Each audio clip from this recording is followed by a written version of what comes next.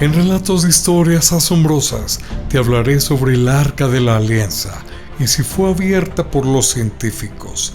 Soy Charlie Uribe y te doy la bienvenida.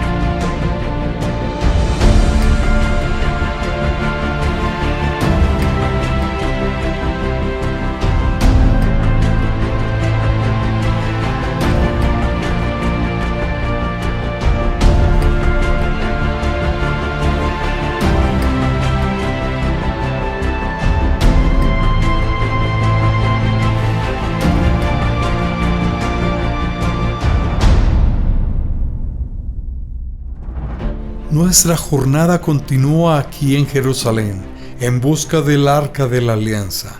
Las leyendas colocaron el arca en lugares distantes como Etiopía o Irlanda.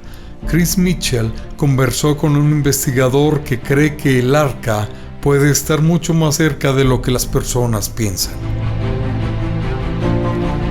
El Arca de la Alianza era un símbolo de la presencia de Dios entre los israelitas, un recuerdo visual de la alianza por Él con su pueblo. Cuando Babilonia sacó a Jerusalén en el siglo VI a.C., el arca desapareció, dejando a los lectores de historias perplejos. Cristianos, científicos, historiadores y arqueólogos han procurado por ella incansablemente, pero por mucho tiempo no hubo progreso. Pero un reciente descubrimiento científico puede cambiarlo todo, ofreciendo pistas sobre la localización del Arca de la Alianza de acuerdo con la Biblia. Ni todos tienen el derecho de tocar el Arca de la Alianza, pero ¿por qué los científicos pueden? Hay algo misterioso aquí. Te invito a suscribirte al canal de Mundo Más para que no te pierdas este programa de relatos de historias asombrosas y los programas que Mundo Más te ofrece. Vamos a continuar. Muchos científicos afirman haber seguido los últimos vestigios del Arca de la Alianza para encontrarse con este objeto sagrado. Ron Wyatt alegó haber descubierto el Arca de la Alianza y los 10 mandamientos enterrados sobre los restos de la antigua ciudad de Jerusalén. ¿Será cierto esto? Desde que los israelitas salieron de Egipto y se establecieron en la tierra prometida, el Arca de la Alianza fue supuestamente mantenida en el templo sagrado, también conocido como Templo de Salomón, 600 años antes de la muerte de Jesús. Los babilonios invadieron y destruyeron gran parte de Jerusalén, incluyendo el templo donde se creyera que el arca estaba guardada. En el momento en el que el Arca de la Alianza se perdió para la historia, los babilonios iniciaron su ataque, creando un enorme muro de cerco alrededor de la ciudad, impidiendo que alguien entrase o saliera. En respuesta, los israelitas construyeron muchos túneles para moverse por la ciudad sin llamar la atención. Muchos de estos túneles aún existen hoy, y artefactos antiguos fueron descubiertos en algunos de ellos. Antes de Wyatt argumentar que el Arca de la Alianza, el artefacto judaico más sagrado, estaba escondido en una cámara subterránea que fue entonces cerrada y olvidada, además de Ron, también hay muchos otros científicos que confirman haber encontrado el arca desaparecida hace miles de años. Cuando este baúl sagrado fue encontrado, todos esperaban ansiosamente el momento en que los científicos lo abrirían para confirmar si lo que está adentro corresponde a lo que está escrito en la Biblia. Si los científicos abrían el Arca de la Alianza, la primera cosa que harían sería examinarla minuciosamente, aunque ya hayan entendido su diseño a través de la Biblia. En el momento en que testimoniasen el Arca de la Alianza, estarían sorprendidos como si las páginas de un libro se materializaran ante sus ojos. El arca era hecha de puro oro por dentro y por fuera, con una moldura de oro alrededor. Su estampa, llamada de propiciatorio, tenía 2 estatuas de querubines dorados con sus alas abiertas, mirando una para la otra y para el propiciatorio, considerada la parte más sagrada del arca. El arca tenía 4 ángeles de oro, 2 de cada lado, en los que eran inseridos varas de madera de acacia cubiertas con oro para transportarla. Los puestos para transportar deberían ser accesorios permanentes y nunca removidos. Una vez que los científicos abrieron el arca, pudimos ver lo que había dentro. Pero antes de eso, déjame desafiarlo con una pregunta súper simple para testar cuánto se recuerda sobre la Biblia. La cuestión es, ¿sabes cuáles son los 3 ítems almacenados dentro del Arca de la Alianza? Vamos a las alternativas si tú sabes. A. Pergaminos, monedas y joyas. O B. Tabla de los 10 mandamientos, la vara de Aarón que floreció y un poco de maná.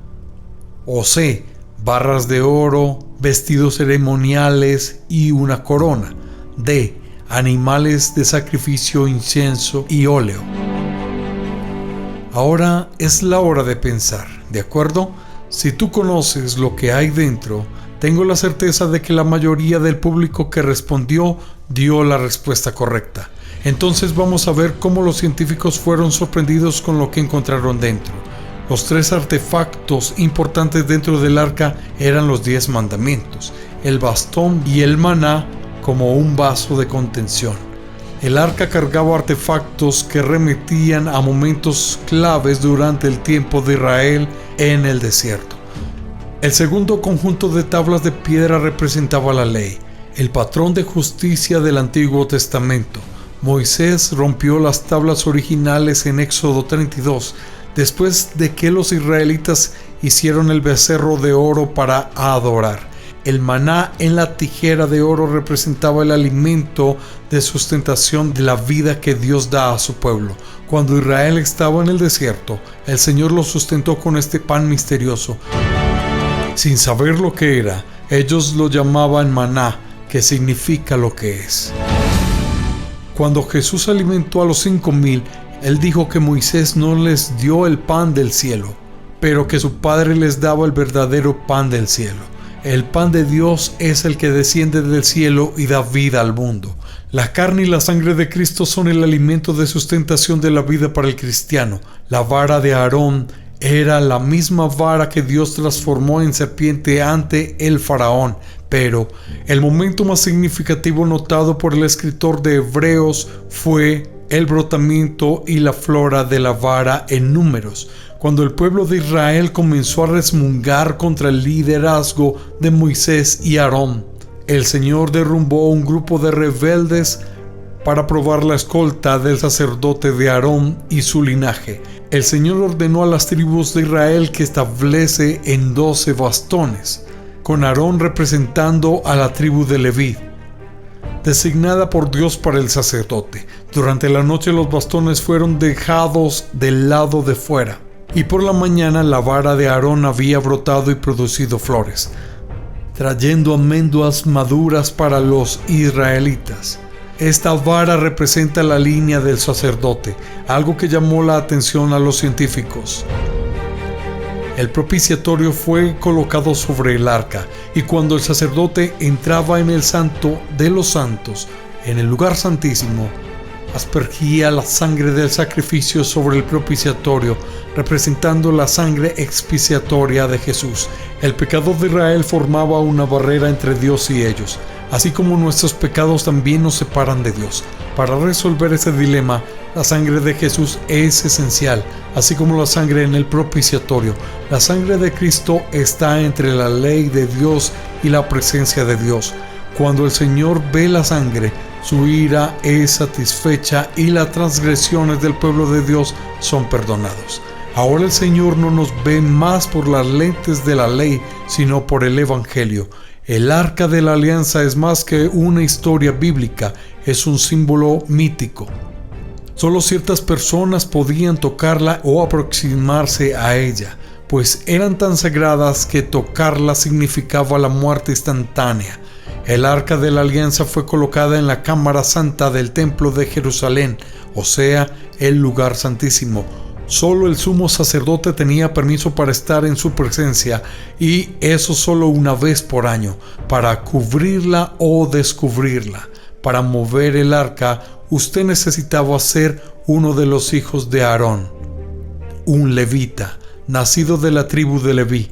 Los levitas fueron designados como los sacerdotes reales de la alianza, responsables para cuidar de todas las cosas sagradas. Solo los descendientes de la tribu de Leví podían cargar o mover las cosas sagradas, y solo después de ser correctamente cubiertas. Las varas usadas para mover el arca eran muy especiales. Cualquier toque incorrecto era considerado irreverencia, sujeto a pena de muerte. Si usted no pudiese probar ser un levita o uno de los hijos de Aarón o descendiente de Coate, tocar el arca significaría ciertamente la muerte, así como sucedió con Uzá. Si usted no fuera uno de esos, aunque tocase el arca por cualquier motivo, no sobreviviría. Pero si usted fuera un descendiente de Leví, la situación sería diferente. O si fuese una persona elegida por Dios, las cosas cambiarían. Si fuera la voluntad de Dios, las circunstancias serían completamente diferentes. El arca de la alianza, como la conexión espiritual entre Dios y su pueblo, fue perdida por mucho tiempo. Ciertamente, Dios no quería que todos pudiesen verla o tocarla, lo que causaría caos. Probablemente, Él eligió personas especiales para representar a su pueblo en la presencia del arca y luego relatar sus experiencias a sus hijos, para que se sientan seguros y confiados en la verdad de su retorno. Entonces, según la Biblia enseña, solo un levita podría ser elegido por Dios para tocar el arca de la alianza. Cuando los israelitas fueron alojados en tierras entre las 12 tribus, los levitas no recibieron tierra. En vez de eso, vivían espaldados por Israel, ejemplificando una vida devota. Por no tener tierra, no podían cultivar y eran apoyados por los otros israelitas que contribuían con 10% de su producción a los levitas, siguiendo el sistema de décimo. Hoy, cerca de 4% de los judíos son de herencia levítica. Una vez por año, en el día de la expiación, el sumo sacerdote entraba en el Santo de los Santos, en el tabernáculo y más tarde en el templo, y aspergiaba sangre sobre el topo del arca de la alianza, llamado el propiciatorio. Este acto simbolizaba que la sangre activaba la misericordia de Dios, triunfando sobre el juzgado, conforme mencionado en Santiago 2, versículo 13.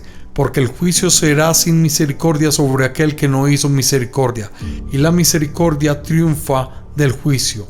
El arca era tan sagrada que nadie podía tocarla. Dios ordenó en el capítulo 25, verso 14, que ella fuera cargada en postes, solamente por los levitas, que eran los sacerdotes.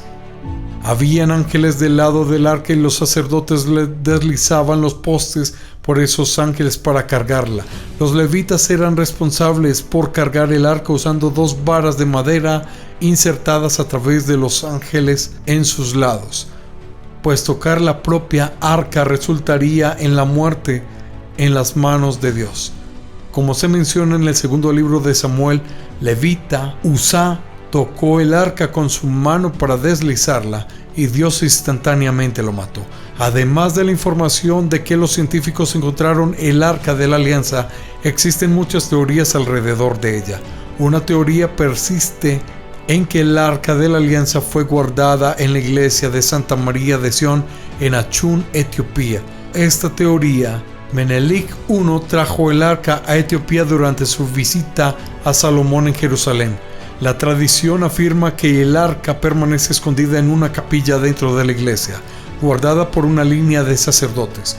El apoyo a esta teoría es de una gran parte basado en la historia, tradiciones y prácticas religiosas etíopes. Cada iglesia etíope tiene una réplica del arca reconocida como Tabat, y la línea del emperador etíope ha sido asociada a Salomón y la reina de Sabá. La falta de verificación hace confirmar la autenticidad de esta afirmación. El pergamino de cobre, un único documento entre los manuscritos del Mar Muerto, lista 64 lugares donde los ítems de oro y plata, probablemente del Templo de Jerusalén, fueron enterrados o escondidos. Un aspecto intrigante del pergamino de cobre es su sugerencia de que el Arca de la Alianza puede estar escondida cerca del Mar Muerto, posiblemente en las proximidades de Qumran, donde los manuscritos del Mar Muerto fueran descubiertos.